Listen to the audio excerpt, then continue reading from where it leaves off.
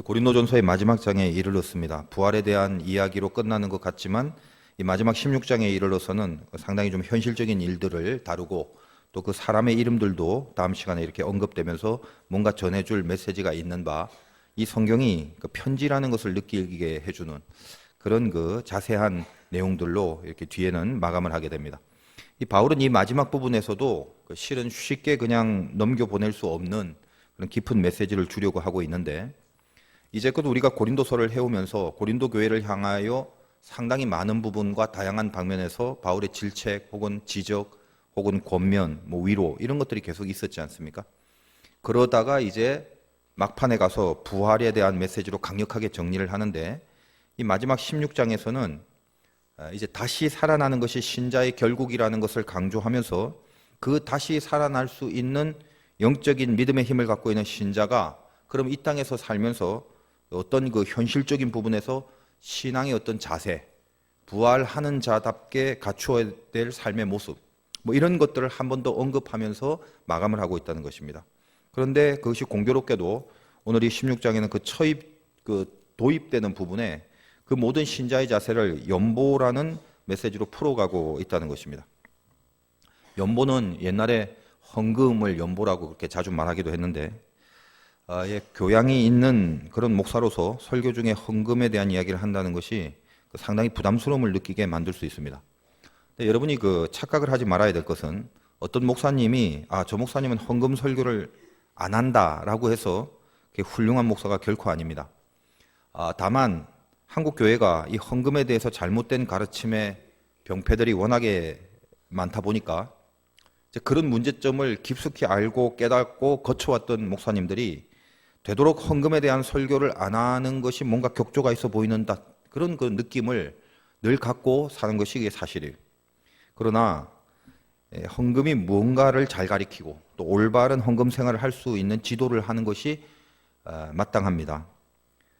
이제껏 그 헌금에 대한 한국 교회의 그 수많은 흑 역사들, 그런 것들 때문에 아예 그 언급조차 안 하는 것이 많은 부분에서 무리를 주지 않게 되는 그런 결론이 되어서 여기까지 온 게 사실은 굉장히 씁쓸할 수밖에 없는 일이죠. 하여 오늘 이 신앙의 자세가 어떠해야 되는가라는 것에 대하여 전반적인 메시지를 이 바울의 표현에 의하면 연보에 대한 메시지, 그것과 결부해서 주님이 우리에게 주시는 신앙 자세를 견고하게 정립할 수 있는 그런 시간이 되기를 바라면서, 오늘 이 말씀을 통해서 우리가 신자로서 살아가는 신앙의 자세, 이 현실의 삶 속에서 신앙의 자세가 어떠해야 되는가라는 것을 이 두 가지 관점에서 한번 살펴보겠습니다. 첫째는 은혜의 유출이 있어야 한다라는 것이요.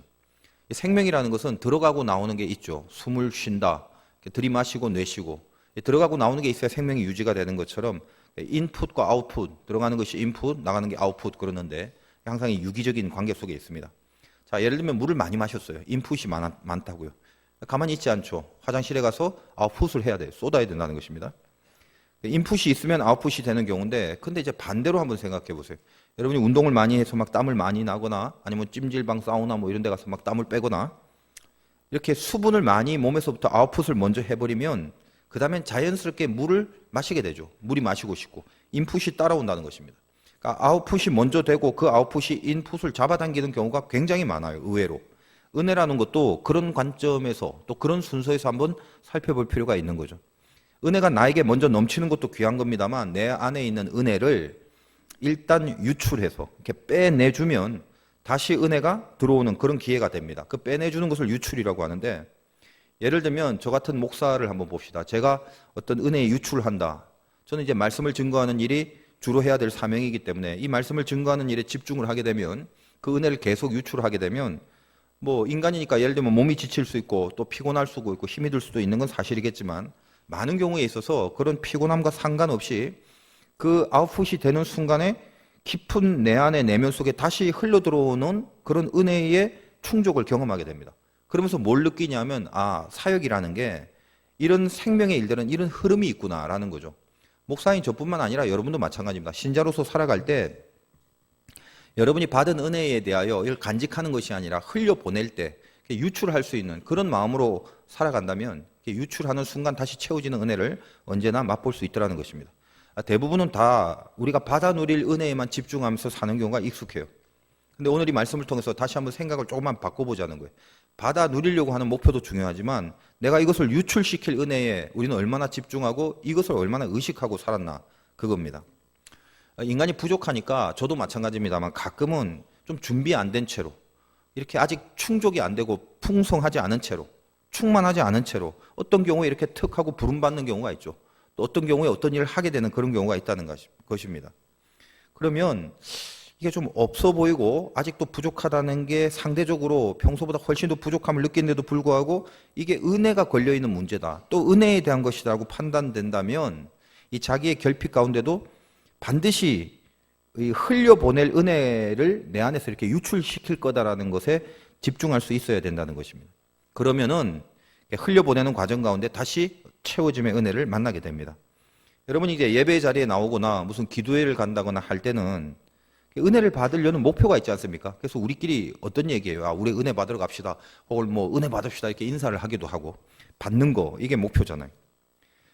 근데 물론 은혜가 예배나 뭐 기도 가운데 분명히 옵니다만 그 받는 자리에 안 가더라도 내가 어떤 은혜를, 내 안에 조금 남은 은혜라도 내가 이렇게 유출시킬 것을 감당하고만 있는 그런 경우, 다시 말해서 은혜를 끼쳐야겠다라는 걸 늘 이렇게 속에서 노리고 있으면 뭔가 그 다음에 이렇게 채워지는 은혜를 자연스럽게 경험하는 그런 시간이 우리에게 있다는 것입니다.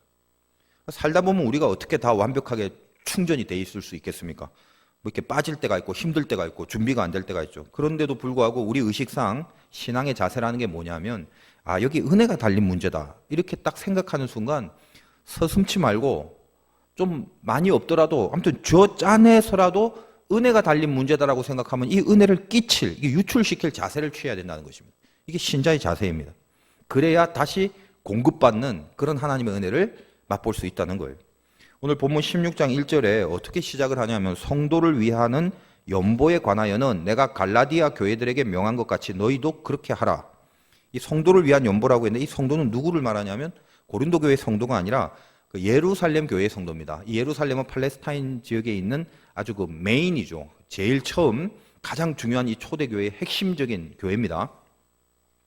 근데 이제 간단히 정황을 말하면 글라우디오라는 사람이 로마 황제로 있을 시에 이 팔레스타인 지역에 굉장히 그 극심한 흉년이 있었어요.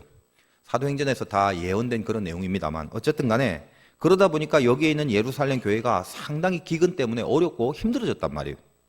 그래서 그것을 위하여 이 모교가 되는 예루살렘을 돕기 위하여, 예루살렘 교회를 돕기 위하여 지교회, 그러니까 예루살렘이 이제 지교회, 그게 오늘 고린도 교회도 있을 수 있고 오늘 말씀에 또 갈라디아 교회도 있을 수 있고, 이 지교회가 이제 많이 생기기 시작했는데 그 지교회는 작은 교회죠. 그러니까 이 작은 교회가 모교회이고 큰 교회인 예루살렘을 위해서 연보, 헌금을 거두기로 했다는 거예요. 그 연보라는 단어가 헬라어로 로게이아라고 하는데 성경을 찾아보면 연보나 헌금이라는 단어가 꽤 많이 나올 것 같지만 이 로게이아라는 단어를 쓴 거는 신약 성경에 딱 두 번이에요. 오늘 본문 1절하고 그 2절, 이 두 절에 있는 연보. 2절도 매주 첫날에 너희 각 사람이 수입에 따라 모아 내가 갈 때 연보를 하지 않게 하라. 이 연보, 이 두 단어 딱 여기만 나옵니다.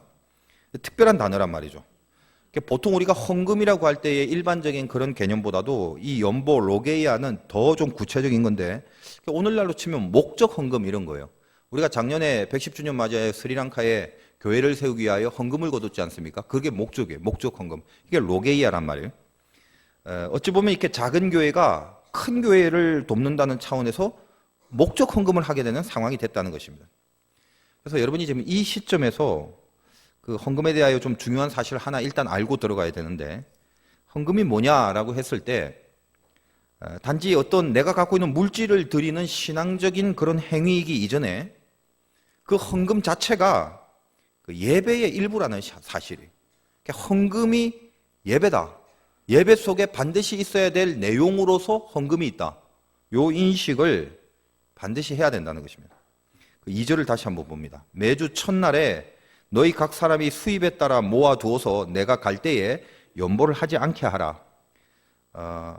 매주 첫날에 연보를 거두고 내가 가는 어떤 특별한 날에 따로 나에게 연보를 하지 말고 매주 첫날에 너희 각 사람이 수입에 따라 모아두라. 이런 얘기를 합니다. 이 매주 첫날이라는 말은 오늘날로 치면 오늘이에요. 주일날. 주님이 부활하신 날. 그때는 안식일이 토요일이었고 그 다음이 주일이었는데 초대교회가 안식일날 예배를 드리다가 점점 주님이 부활한 주일로 이 예배가 옮겨지는 그런 과도기에 있었습니다. 그래서 오늘 이 매주 첫날은 주일인데 그런 이 무슨 말이냐면 그 주일날 즉 예배를 드리는데 즉 이 예배 드리는 날 헌금 순서가 있다는 거예요. 그럼 헌금은 뭐나? 예배의 내용입니다. 그래서 16장 2절에 너희 각 사람이 수입에 따라 모아둬서 내가 갈 때에 연보를 하지 않게 해라. 내가 가는 어떤 그날을 특정한 날로 잡아서 평소에 안 하고 있다가 뭔가 특정한 사건을 위하여 혹은 그때그때 필요에 따라서 즉흥적으로 하는 그런 연보 이런 게 아니라는 거예요. 그 헌금의 개념이. 매주 예배 때마다 예배의 하나로서 헌금을 이해하고 있어야 된다라는 것입니다. 여러분 혹시 그런 생각하십니까? 늘 예배에 나서 헌금을 드립니다만 이 헌금이 그냥 하나님 앞에 물질을 이렇게 드리는 또 다른 특별한 행위가 아니라 이 자체가 하나의 예배다 이거요. 또한 수입에 따라 하라. 그 대표적으로 11조 같은 헌금이죠. 11조가 즉흥적일 수는 없습니다. 준비된 거죠. 예배에 맞춰서 예배를 드리기 때문에 그 예배의 내용으로 이 준비된 수입에 따라 11조를 준비해서 예배 속에 가는 것입니다.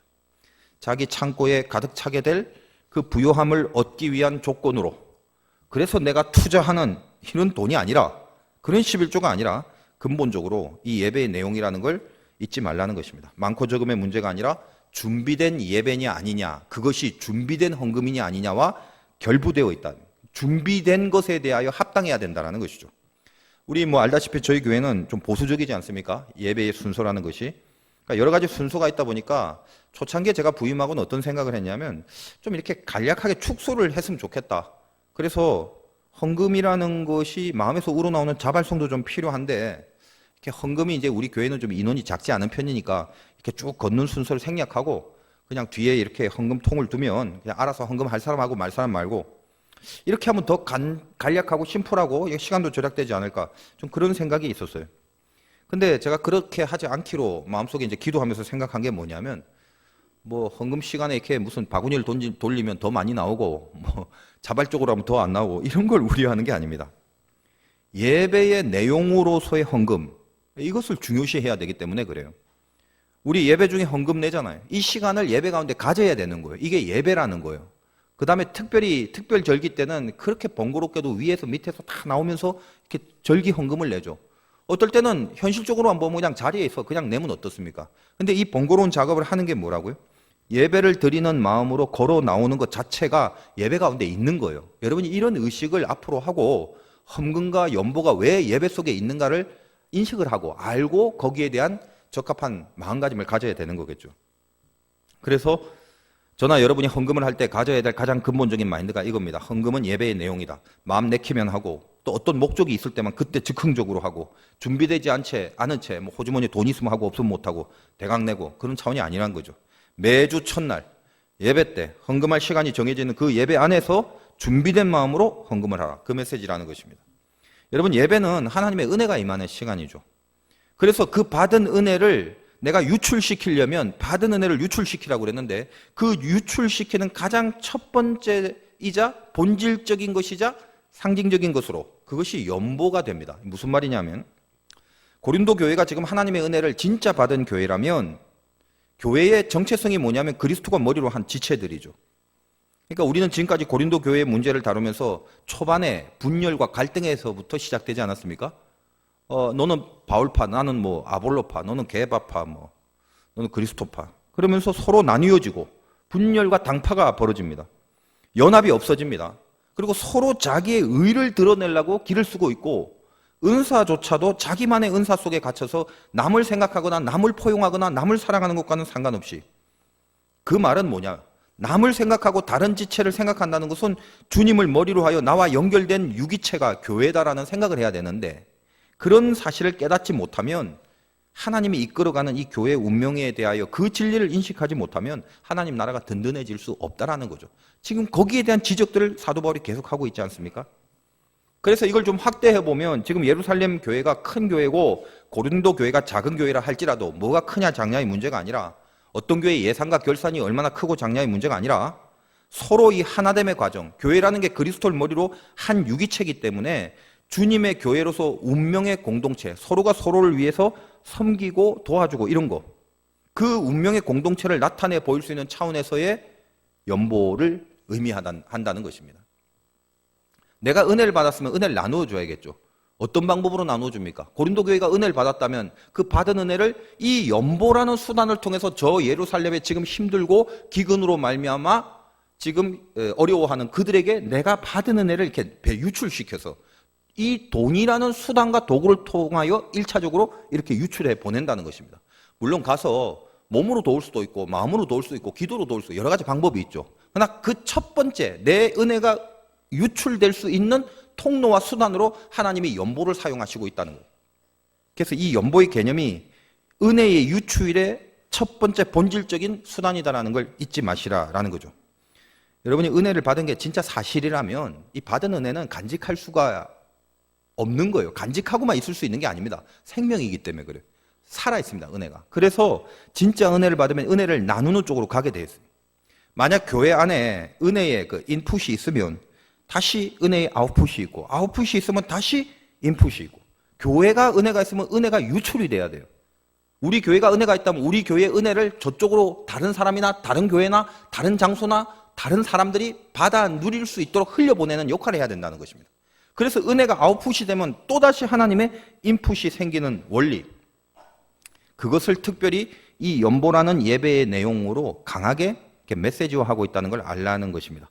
그래서 이 연보라는 단어를 오늘 본문 3절에 내가 이럴 때에 너희가 인정한 사람에게 편지를 주어 너희의 은혜를 예루살렘으로 가지고 가게 하리니, 이게 무슨 말입니까? 헌금을 했으면 인정받는 어떤 대표자 한 명 뽑아갖고 그 대표자로 하여금 은혜를 예루살렘으로 가지고 가게 해라. 그러니까 헌금을 예루살렘으로 가지고 가게 하라에 그 헌금 대신 무슨 단어를 쓴 거예요? 그래서 은혜라는 단어를 쓴 것입니다. 그래서 바울이 보는 연보와 은혜는 같은 말이란 말이에요. 저와 여러분이 드리는 이 헌금이 받은 은혜에 대한 감사를 표하는 내용이기도 하지만 그 받은 은혜가 헌금이라는 수단으로 다른 이들에게는 구제나 선교나 이런 도구로 유출되는 수단이 되지 않습니까? 오늘도 아까 광고 시간에 사회봉사부에서 이제 오늘 예배 마치고 오후에 쌀 나누기 하는데 그 쌀 나누기가 우리 주변에 있는 또 우리 교회 안에 있는 불쌍한 이웃에게 이렇게 베푸는 하나의 자비며 사랑이죠. 근데 이거 뭘로 된 거예요? 여러분이 낸 헌금으로. 그 받은 은혜에 하나의 유출을 하는 작업이 여러분의 헌금을 통해서 이루어지고 있다는 거예요. 저는 이제 개인적으로는 그래요. 개인적으로는 교회라는 곳이, 교회의 본질이 교회 자체의 재산을 이렇게 풍성하게 가지고 있으면 안 좋다는 생각을 합니다. 원칙적으로 그렇다는 거예요. 인풋이 되면 교회는 전부 다 아웃풋을 해야 돼요. 여기는 기업이 아니기 때문에 부의 축적이 사실은 필요하지 않습니다. 근데 우리가 인간들이 모였고 어려움들이 많이 겪다 보니까 뭔가 이렇게 좀 갖고 있어야 든든한 마음가짐이 있죠. 이해는 합니다. 그러나 실질적으로 교회가 돌아가는 원리는 절대로 축적된 게 있어서는 안 돼요. 인풋이 되고 아웃풋이 되면 다시 하나님께서 인풋을 채워주고 이렇게 흐름이 있어야 된다는 것입니다. 제가 목회를 하면서도 여러 교회를 보지만 재산이 많으면 좋은 일보다는 나쁜 일이 많아지는 것이 통계적으로 늘 많이 나타나더라는 것입니다. 그러나 현실이라는 게 있기 때문에 어떤 그 합리적인 밸런스를 맞추면서 하는 것이 이게 지혜로운 건 사실이에요. 그러나 적어도 어떤 근본적인 마인드는 갖고 밸런스를 좀 맞춰줘야 돼요. 교회는 기업하고 다릅니다. 어떤 성경적인 기본을 갖고 보느냐, 이게 중요한 것이죠. 저도 목회를 하면서 이런 그 밸런스를 지키는 것이 어떨 때는 좀 이렇게 힘들기도 하고 또 어떨 때는 어떻게 해야 되나 좀 고민도 하고 그래요. 그래도 저희 교회가 많은 부분 참 많이 하나님 앞에 쓰임받고 은혜의 유출의 그 도구로 많이 사용됩니다. 우리가 지원하고 또 돕는 그런 선교지나 교회나 이웃 등등, 여러분 주보를 보면 지금은 35군데의 그 선교지에 지원을 하고 있습니다. 점점 우리가 참 많아졌죠. 옛날부터 교회 다니시는 분은 우리 교회를 알고 있겠습니다만, 제 마인드도 그래요. 개인적으로 담임자의 위치에서 제가 혹시 어떤 제 일개 개인으로 하는 은혜의 유출을 하는 그런 어떤 그 사역이나 사건을 하더라도 이런 마음이 있습니다. 하나님 앞에서 하나님 이 재단이 다시 이렇게 은혜로 채워지는 조건이 되게 해달라고. 제가 개인적으로 어떤 은혜의 유출, 또 하나님 앞에 어떤 쓰임받는 은혜를 베푸는 자리에 가면 마음속에 뭐가 있어야 된다고. 하나님, 유출이 됐으니까 다시 이 재단을 하나님께서 은혜 가운데 채워달라고. 이 채워주는 조건으로 저의 은혜의 유출을 사용해 달라고. 그런 마음으로 이렇게 늘 이렇게 흘려보내는 그런 시간들을 겪습니다. 근데 어떨 때는 이제 좀 힘이 붙이기도 할 때도 많아요. 그러니까 세월이 좀 지나고 저도 이렇게 좀 이렇게 경륜이 들고 나이가 들수록 이상하게 이렇게 받아 누리는 것보다는 자꾸 흘려보낼 일들이 엮어지고 많아지는 것 같아요. 근데 항상 그렇습니다. 예외 없이 흘려보내는 일을 좀 힘들지만 확 그냥 감당해버리면 이건 제가 개인이 하는 걸 할지라도 절대 개인의 차원에서 끝나지 않습니다. 교회가 그리고 주변이 또 하나님 나라가 거기서 하나님의 채우심과 어떤 도우심을 경험하는 그런 신비가 늘 생겨진다는 것입니다. 여러분 개인도 마찬가지고 또 우리 교회도 마찬가지예요. 이런 인풋과 아웃풋이 생명력 있게 하나님 앞에 돌아가야 그래야 비로소 건강하게 될 수 있다는 거예요. 여러분이 신앙으로 살아가고자 한다면 영적인 문제든 육적인 문제든지 간에 내 안에서 나만 끌어안고 그걸 안심하고 그걸 좋아라 하는 그런 인생을 살아서는 안 됩니다. 신앙의 자세가 뭐다? 유출한다. 은혜는 유출해야 된다. 여러분 지금까지 은혜 받는 건 좋아라 하고 은혜 받는 거에 집중하지만 내가 은혜를 유출하고 있다는 것에 대해서는 얼마나 혹시 생각하고 살아가십니까? 어디로 흘려보낼까? 어디서 받아 누릴까? 그것도 중요하지만 내가 어디로 흘려보낼까? 어떻게 흘려보낼까? 꽉 껴안고 있는 게 아니라 어떻게 흘려보낼까? 거기서 그걸 생각하고 그 액션을 취함으로 이 생명의 싱싱함을 느끼는 가치 있는 인생을 살게 된다는 거죠. 우리 뒷부분 부활 통해서 어떤 거 느꼈습니까? 썩어질 거 품지 말고 살라. 썩어질 걸 품고 살지 말고 썩지 않을 것을 위하여 내가 흘려보낼 수 있는 믿음과 용기가 필요합니다. 이게 신자의 자세라는 거예요. 오늘 예배 가운데 좀 명심하시기 바라요. 주님 나라 위에 내가 흘려보내려는 마음 생각하고 계십니까? 주님 이름 위해서 내 걸 이렇게 뭐 많지는 않지만 많지 않더라도 주님 이름을 위하면 내가 이렇게 비워버릴 수 있는 용기 그런 생각들 그래야 하나님의 채워주심을 경험하잖아요. 내가 아웃풋이 될 때 인풋을 경험하면 이게 참 재밌고 기쁘고 감사하고 따뜻하고 이 힘이 됩니다. 그게 신앙의 자세라고. 개인이 그래야 되고 또 교회가 그래야 됩니다. 인풋만 있는 인생, 받아 누리기만 하려는 인생은요, 이상하게 굉장히 풍성해질 것 같지만 금방 고갈이 됩니다. 하나님이 흘려 보내주시기 위해서 채워주심이 있는 건데 채워지는 게 별로 없다 할지라도 자꾸 흘려보내는 일에 집중하면 또다시 채워주는 신비를 반드시 경험하게 된다는 거예요. 혹시 여러분이 살면서 뭐 큰 은혜를 받으셨습니까? 그렇다면 그 받은 은혜만큼 그게 영적인 부분이든 어떤 육적인 부분이든 큰 은혜를 만약에 받았다면 그것만큼 누군가에게 혹은 어느 곳이든 또 어떤 일이든 그것을 흘려서 유출시키려는 믿음이 자기에게 있는지 이 예배 가운데 확인을 해보시기 바라요. 중요한 거는 살다 보면 이렇게 모자람을 느낄 수가 있어요. 나에겐 유출될 게 없을 것 같은데 난 지금 받아서 이렇게 풍성해지기도 급급한데 그러나 그렇지 않습니다. 좀 모자람을 느끼고 은혜조차도 좀 부족하게 여겨질지라도 마음속에서는 어떻게 하면 은혜를 유출시킬 수 있을까? 이런 기회를 노리고 또 그 기회가 오면 얼마든지 내가 흘려보내는 일에 힘을 써보는 거예요. 그리고 나면 이상하게도 채워지는 은혜를 경험하게 돼요. 고이면 썼습니다. 고이는 건 다 썼게 돼 있어요. 흘려보내야 다시 채워진다는 것. 이 논리가 하나님 나라의 논리입니다. 자세 잘 잡기 바라요. 신자의 자세가 어때야 되는지. 또 그것이 이 유출되는 것에 대한 의식이 우리가 드려지는 이 연보의 자세에서 비롯되는 기본기라는 걸 깨닫기 바랍니다. 여러분이 헌금을 낼 때 이 헌금을 통해서 하나님의 받은 은혜와 나에게 주신 하나님의 이 귀한 은총이 흘러 유출되길 원합니다라는 마음으로 헌금을 하시고 내 삶의 자세 자체가 그래야 된다는 예배의 자리에 나와서 하나님 은혜를 받아 누리는 것에 급급하기는 쉬웠지만 내 은혜가 다른 이에게 전달되고 유출되고 이렇게 흘려보낼 수 있는 그 일엔 내가 얼마나 신경을 썼고 그 일에 얼마나 내가 갈급한가 거기에 대한 목마름이 있었습니까? 만약에 없었다면 유출시킬 수 있는 은혜의 자리에 살 수 있도록 그 신앙의 자세 잡을 수 있도록 도와달라고 그렇게 기도할 수 있기 바랍니다. 두 번째는 우리 신자의 자세, 신앙의 자세가 뭐냐? 힘이 무엇인지 분명히 하고 살아야 된다는 것입니다. 힘이 뭐냐라는 것. 예배는 옛날부터 우리가 듣고 익숙하게 알아왔던 게 신령과 진정으로 한다 이거죠. 근데 헌금은 예배의 내용이라고 그랬습니다. 예배의 내용인 헌금도 이 신령과 진정이 있어야 되는 거죠. 마찬가지니까. 한국 교회의 그 폐단 중에 하나가 뭐냐면 조금 이 잘못된 헌금을 가르치는 부분이 굉장히 오랫동안 있어 왔습니다. 그래서 많은 실수를 한 것이 사실인데 특별히 이렇게 뭐 부흥 강사들이 좀 헌금을 많이 강조할 때가 있어요.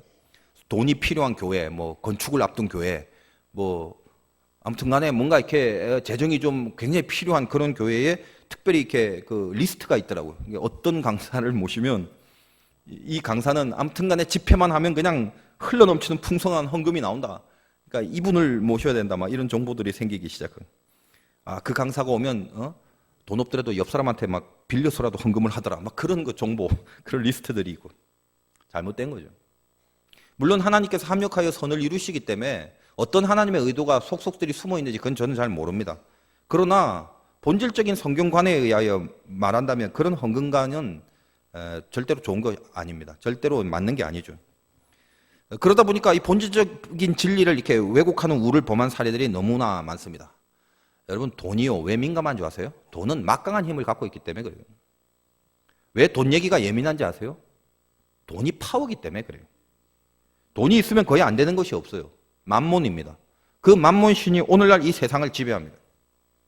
여러 가지 할 말이 많지만 이거저거 다 빼고 헌금은 돈으로 하는 거죠. 여러분이 헌금을 할 때 오늘 이 말씀에 의거해서 한 가지 마음을 진정으로 품기 바라요. 11조를 할 때나 무슨 감사헌금을 할 때나 주일헌금이나 목적헌금을 할 때도 마찬가지입니다. 이 한 가지는 반드시 품고 드리기 바라요. 뭐냐? 주님, 저는 돈의 힘으로 살아갈 사람이 아닙니다. 이거 품고 하시란 말이에요. 이해하세요? 11조를 할 때나 감사헌금을 할 때나 다 마찬가지예요. 여러분 11조를 내는 분들이 있죠. 경제적인 합리성을 기반하는 적정선에 타협된 금액, 경제 개념이 아닙니다. 예를 들면 내가 얼마를 벌든지 간에 10분의 1은 하나님께 드려도 나머지 10분의 9로 나는 대강 살 수 있으니까 10분의 9는 내가 쓰고 전능하신 하나님은 1만 가져도 되니까 1만 쓰세요. 이런 거 아니란 말이에요. 하나님이 뭐 아쉬워서 우리 코 묻은 돈을 쓰시겠어요. 11조는 근본적으로 어떤 게 있냐면 내가 얻은 모든 것이 다 하나님께로부터 온 거고 하나님께서 주신 것이다라는 고백이에요. 그래서 11조는 뭐냐면 다 드리는 겁니다. 모든 게 하나님께로부터 왔다라는 내 믿음의 고백이기 때문에 그래요. 그 마음을 품되 다만 이 현실 속에서 우리가 살아가다 보니까 상징적으로 그 다 드린다라는 것을 10분의 1이라는 숫자로 치환을 했을 뿐입니다. 그러니까 여러분이 내는 11조는 뭐냐면 11조 헌금은 하나님 앞에 나의 모든 것을 드리는 거예요. 그 마음으로 하셔야 된다는 겁니다. 그리고 나는 돈의 힘으로 살아가는 것이 아닙니다. 내가 갖고 있는 모든 것은 주께로부터 왔기 때문에 이거는 이 힘으로 내가 사는 게 아니라 이거를 모든 것을 주신 하나님의 힘으로 산다는 그 마음이기 때문에 나는 돈의 힘으로 살지 않습니다를 진정으로 고백하고 하나님 앞에 드리는 예물. 여러분 그 의식을 가지셔야 돼요. 신령과 진정이라고 하지 않았습니까? 돈의 힘으로 살지 않겠다는 그 마음을 신령이라고 그래요. 그리고 그것에 진심으로 동의하고 드려지는 자세를 진정이라고 합니다. 그러므로 신령과 진정이라는 것은 바로 거기에 나타나는 거예요. 신자는 변화가 있어야 된다고 그랬습니다. 변화되지 않은 사람은 신자가 아니에요. 근데 이 변화는요, 지갑의 변화를 반드시 동반합니다. 돈은 막강한 힘이기 때문에 내가 가장 막강하게 여기는 이 가치에 대한 변화가 일어나지 않는 이상 우리는 다른 것에 대한 변화가 있을 수 없어요. 네 마음이 있는 곳에 네 물질이 있다. 여러분의 돈이 어디를 제일 많이 쓰고 어디로 향하는가를 조사해 보세요. 거기에 그 사람의 본질과 관심이 다 집중돼 있어요. 왜? 그것이 나에게 있어서 제일 중요한 부분이기 때문에. 여러분 신앙도 마찬가지입니다. 하나님 앞에 어떤 연보를 드리고 헌금을 드린다는 것은 내가 돈의 힘으로 사는 것이 아니라 하나님의 힘으로 산다는 것에 대한 신앙의 진정성이 있을 때 그 고백이 내가 드린 헌금의 영광이 있는 거예요. 함부로 막 대강 대충 즉흥적으로 그러지 마세요. 남 눈치 보면서 직분 때문에 어찌할 수 없어서 이러지 마세요. 헌금도 이 진정성이 중요한데 이 교훈을 우리가 얻을 수 있는 본문이 좀 있습니다. 여러분이 오해하는 부분도 있어서 이 기회에 제가 좀 가르쳐 드리려고 그러는데 우리는 헌금에 대한 설교를 많은 목사님께로 들으면 대부분 어떤 것을 제일 많이 예화로 드냐면 이 성경에 있는 그 과부의 두 렙돈 사건입니다. 잘 모르시는 그 강사들이 이 본문을 갖고 야, 얘 없어도 다 갖다 바치는 과부 이 헌금이 진짜 아니냐? 이 얼마나 좋은 헌금이냐? 없어도 이렇게 몽땅 다 드리는데 있는 사람 뭐하냐? 니네들도 다 드리라. 뭐 이런 설교들을 종종 많이 합니다. 근데 이 과부의 헌금 이야기는 그렇게 접근하시면 곤란합니다. 물론 하나님의 은혜는 어떤 루트를 통해서 분명히 옵니다. 그건 인정하는데 이 과부의 헌금 이야기가 누가복음과 마가복음에 기록되어 있는데 일단 그 누가복음을 보면 그 21장에 거기에 대한 그 이야기가 있지 않습니까? 빨리 찾으실 수 있는 분은 빨리 찾아도 좋고 그냥 잘 들리시는 분은 한번 들어보세요. 제가 지금 말씀드리는 것은 여러분 마음속에 그냥 은근하게 이렇게 형성되어 있는 그 과부의 두 렙돈이 참된 헌금이다라고 굉장히 좋은 평가를 하고 있죠. 근데 제가 이렇게 아무리 읽어봐도 누가복음도 그렇고 마가복음도 그렇고 주님이 과부가 낸 두 렙돈에 대해서 그 과부가 두 렙돈을 냈다는 말만 했지 무슨 그래서 잘한 헌금이다, 본받을 헌금이다, 멋진 헌금이다, 칭찬받을 헌금이다 이런 평가를 한 구절은 한 번도 없어요. 제가 한번 읽어드릴 테니까 한번 보십시오. 누가복음 21장 예수께서 눈을 들어 부자들이 헌금함에 헌금 넣는 것을 보시고 또 어떤 가난한 과부가 두 렙돈 넣는 것을 보시고 이르시되 내가 참으로 너희에게 말하노니 이 가난한 과부가 다른 모든 사람보다 많이 넣었도다. 저들은 그 풍족한 중에서 헌금을 넣었거니와 이 과부는 그 가난한 중에서 자기가 가지고 있는 생활비 전부를 넣었느니라 하시니라. 끝. 그래서 너희들은 이 과부를 본받고 너희들이 갖고 있는 모든 이런 식은 없어요. 그냥 사실 그 자체를 그냥 얘기한 것입니다. 마가복음을 봐도 마찬가지예요. 근데 이 말씀을 진짜 하나님께서 왜 우리에게 주셨냐를 의도를 알려면 이것만 보면 안 되고 앞뒤를 봐야 되는 거죠. 방금 읽은 21장이 있기까지 20장 뒷부분 45절부터 이런 식의 시도가 시작됩니다. 모든 백성이 들을 때 예수께서 그 제자들에게 이르시되 긴 옷을 입고 다니는 것을 원하며 시장에서 문안 받는 것과 회당의 높은 자리와 잔치의 윗자리를 좋아하는 서기관들을 삼가라. 당시 유대 종교 지도자들이 대우받고 싶고 목에 힘주고 권위와 권세 속에 살려는 이들을 보면서 외식하는 자라고 그렇게 핍박했던 주님이 그 서기관들을 삼가라. 그리고 뭐라고 하냐면 그들은 과부의 가산을 삼키며 뭐 한다고요? 과부의 돈을 삼키며 외식으로 길게 기도하니 그들이 더 엄중한 심판을 받으리라 하시니라 하고 아까 읽은 본문이 바로 연결이 되어 있습니다. 그럼 적어도 주님이 어떤 마음을 갖고 있는 것입니까?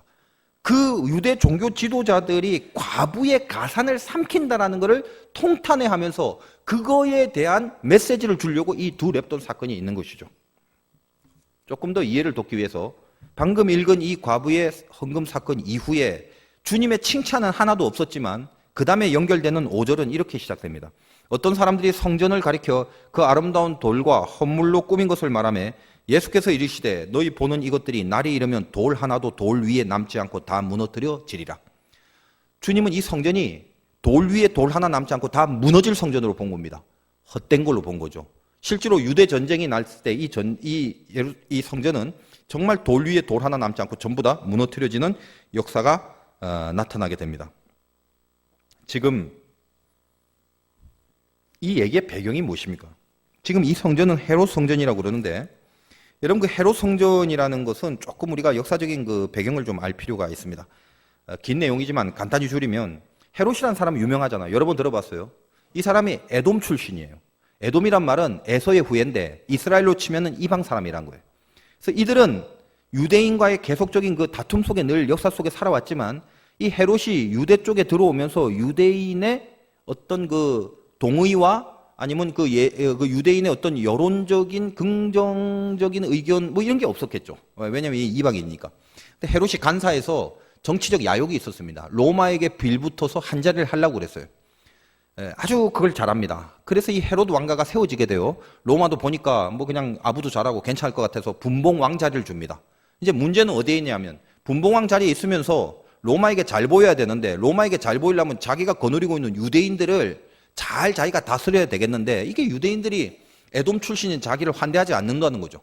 그래서 정치적으로 어떤 전략을 피냐면 저 유대인들이 제일 좋아하는 게 교회, 성전 이런 거 아니야? 그래서 성전을 크게 하나 지어줍니다. 그걸 헤롯 성전이라고 그래요. 헤롯 성전을 지으니까 그 다음에는 본질이 벌써 제단의 예배와 하나님에 집중하는 것이 아니죠. 그러다 보니까 그 안에 종교의 기득권들이 들어가서 슬슬 장사를 하기 시작합니다. 어떤 겁니까? 무슨 양, 염소 이런 거 갖고 오면 괜히 성한 거를 이상하고 부정하고 부패하다라고 치우라고 그러고 이 성전 안에서 파는 거 사라고. 그래서 엄청난 돈을 받으면서 그걸 팝니다. 황제의 초상이 새겨져 있는 돈으로는 헌금 내는 게 부정하니까 그렇지 않은 돈이 있다. 이 돈으로 환전해라. 그러면서 이 환전 비를 엄청나게 높이 받아갖고 다시 그것으로 또 돈을 법니다. 계속적으로 돈을 벌다 보니까 예나 지금이나 똑같아요. 이 종교 지도자들이 주변에 땅을 사고 부동산을 사서 밭을 사고 그래갖고 모든 사람들을 소작인으로 거느리는 그런 거대한 부를 축적하게 됩니다. 예수님은 그 모습을 아셨죠. 그리고 이 헤롯 성전이 지어질 때 많은 돈이 들어갔으므로 교회 자체가 돈이 많이 필요하게 됐습니다. 예수님이 그 모습을 보십니다. 이 집을 장사하는 집을 만들지 마라. 하나님의 집은 기도하는 집이라. 그리고 뒤집어 엎으시고 노를 바라시는 장면이 바로 이 근본에서부터 비롯된 주님의 평가였습니다. 오늘 아까 두 렙돈의 사건을 바라보면서 그 성전에 들어가는 헌금의 시스템이 누구라도 다 해야만 되는 수없는 연보계가 있고 누가 얼마를 하는지를 대강 볼 수 있을 정도의 시스템으로 형성된 이유도 이 성전에 하나님 앞에 진정성을 갖고 드리는 것보다도 돈이 필요했고 돈을 벌려고 했던 그런 인간의 야욕이 가득 찬 헛된 성전이었기 때문입니다. 주님이 그것을 바라보고 있습니다. 부자가 들어가면서 돈을 넣는 것도 보는데 마침 그때 두 렙돈, 마가복음에는 고드란트라는 단어를 썼습니다만 화폐 가치는 똑같아요. 오늘날로 치면 1,000원쯤 될까요? 달랑 그거 하나밖에 없는 과부가 들어갑니다. 그리고 하나님을 향한 진정성을 갖고 내는 게 아니라 그 만몬의 신과 인간의 야욕이 득실거리는 성전의 분위기와 그 시스템 속에 밀려 어찌할 수 없이 그 돈을 낼 수밖에 없는 강요와 압박 속에 헌금을 해버릴 수밖에 없는 겁니다. 물론 이 시점에서 이 과부가 그럼에도 불구하고 하나님 앞에 어떤 마음을 갖고 있었는지는 성경에서 알 길이 없습니다. 그래서 지금은 과부를 잘했냐 못했냐를 탓하는 게 아니에요. 주님이 이 본문을 쓴 이유는 너희들이 헌금을 할 때 어떤 마음으로 해야 되고 성전의 본질이 뭔가 이거를 가르쳐주고 싶었을 뿐입니다.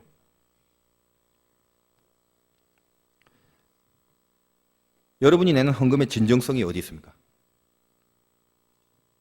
없는 거를 전부 다 끄집어내갖고 무조건 갖다 바쳐야 된다는 식의 그 논리는 세상에 없습니다.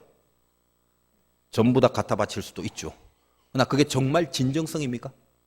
정말 하나님을 사랑하고 정말 하나님의 요구와 하나님을 향한 마음으로 나를 드리는 그런 마음으로 실행된 것입니까? 부자는 100만 원도 아무것도 아니지만 가난한 자에게는 단돈 10,000원도 큰 돈일 수밖에 없습니다. 100만 원이냐 10,000원이냐가 아니라 거기에 내 진정성이 신령과 진정으로 실렸냐라는 거죠. 이와 비슷한 내용입니다만 열왕기상 17장에는 엘리야와 사르밧 땅 과부 이야기가 있습니다. 가루 한 움큼과 기름 조금. 그게 마지막 음식이에요. 아들하고 이거 먹고 죽으려고 합니다. 근데 엘리야가 야속하게 그걸 달라고 그래요. 그 과부가 마지막으로 아들과 함께 먹을 그 음식인데 말입니다. 근데 줍니다. 그걸 드립니다. 그리고 그 통의 가루와 병의 기름이 떨어지지 않는 기적을 체험하게 됩니다.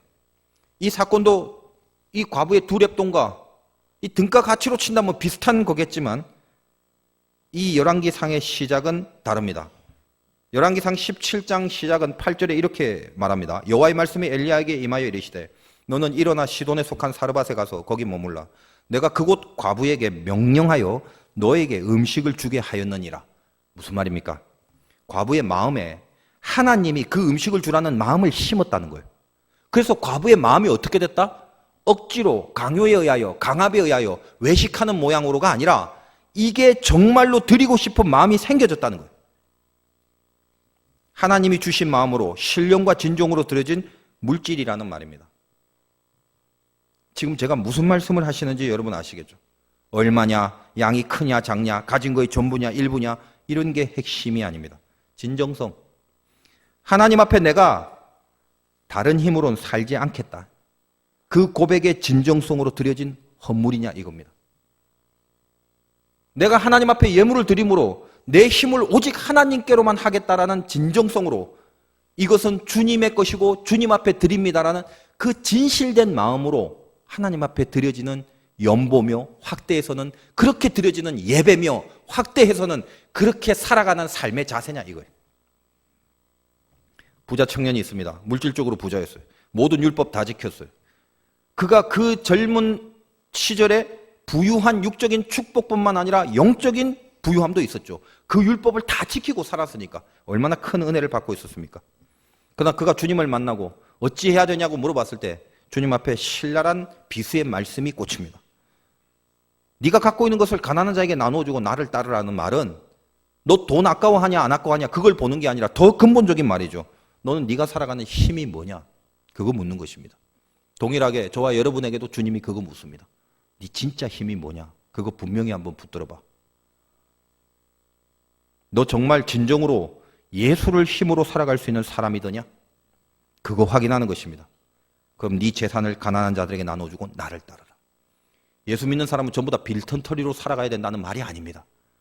지금 네가 갖고 있는 힘을 뭘로 잡느냐 그거예요.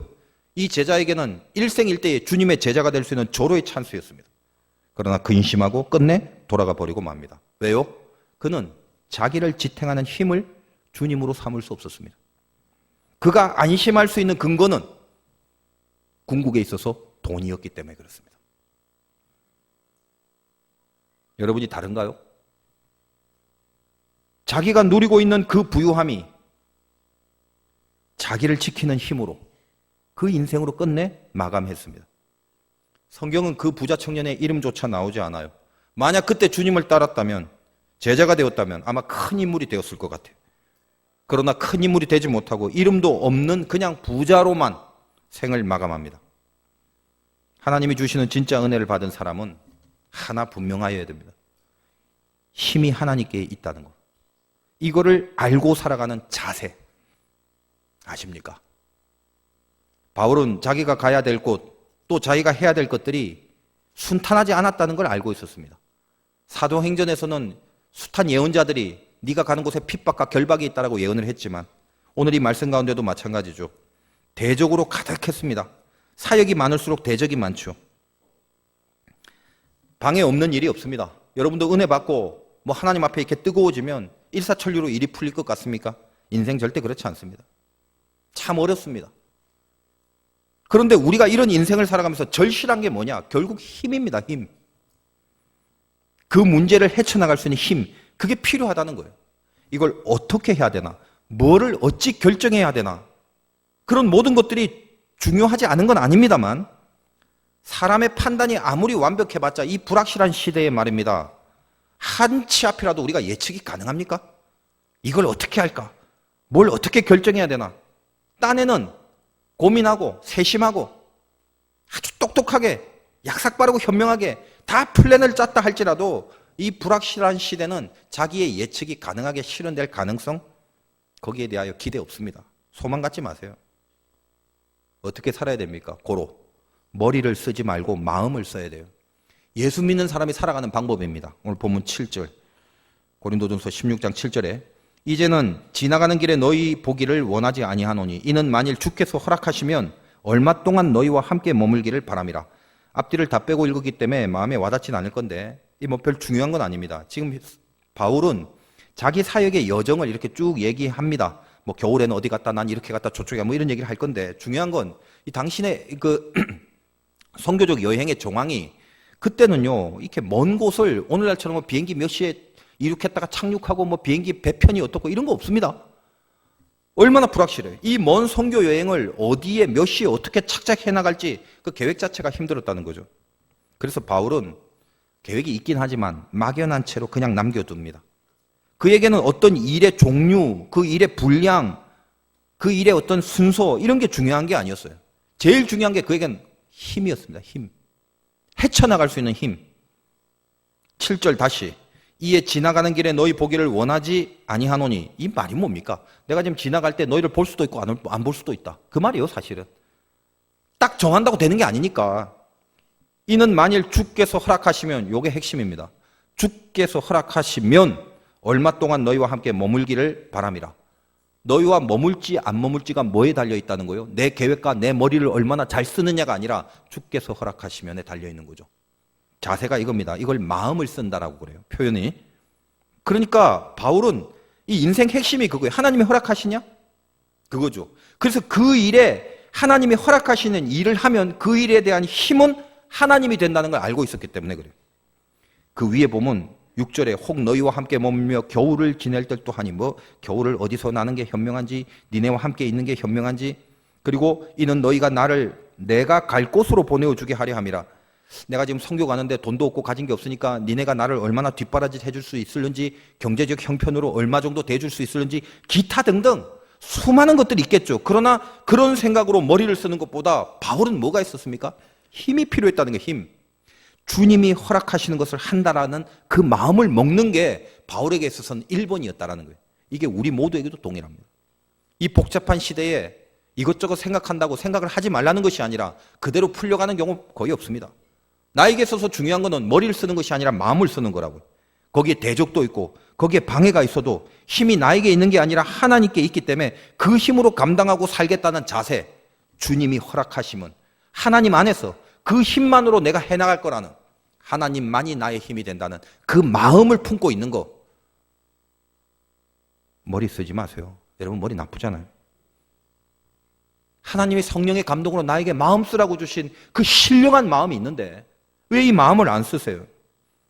하나님의 힘으로 감당하게 됩니다. 마음을 쓰면. 그러면 신나요. 담대해지고 거침이 없습니다.